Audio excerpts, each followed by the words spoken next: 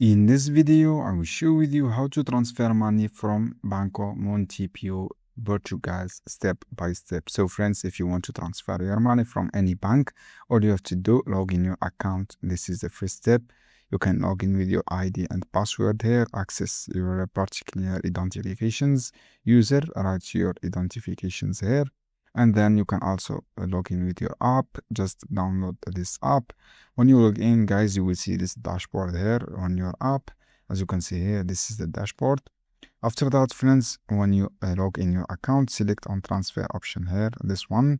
When you click on transfer option, add, you will see option, guys, you will see transfer, this one.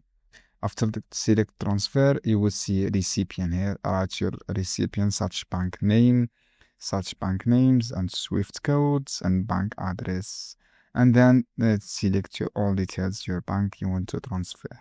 So guys, this is how you can do it. Is easy steps. This guide helpful for you. Don't forget to give like and give share this video.